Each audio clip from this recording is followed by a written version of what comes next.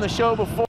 Good evening, everybody. Welcome to tonight's episode of Café con Gas. My name is Cassandra. I am your host for this evening and every Sunday from the BeLive studio here on Cambridge Community Television. Café con Gas, in case you haven't tuned in before, it's a show that brings dialogue alive on the three topics of healing, arts, and diversity with occasional guests.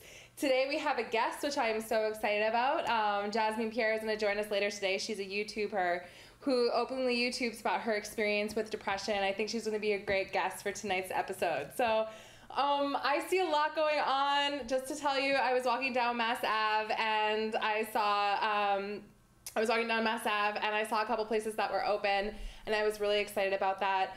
And I found some music and people just kind of like being outside, enjoying the weather. I'm right now cooling off with the lights. The lights are really bright, and I'm thinking, whew, it's a little bit hot in here in the studio. So that's that. So tonight's episode of Café con Gas, let's just go straight to tonight's emotional check-in. This is what we do every single episode.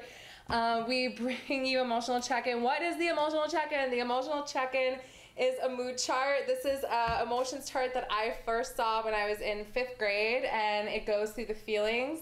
And today I'm feeling ecstatic, happy, a little bit exhausted, slightly embarrassed, slightly love-struck, shocked, anxious, surprised, definitely not bored, and a little bit of overwhelmed. I have finals, which I feel like I've been saying for the past 5 episodes, but that's exactly what's going on tonight here on Café con Gas. So what are we doing with healing? I always like to bring up the word healing because I'm sensitive to language, and I think we should know what we're talking about.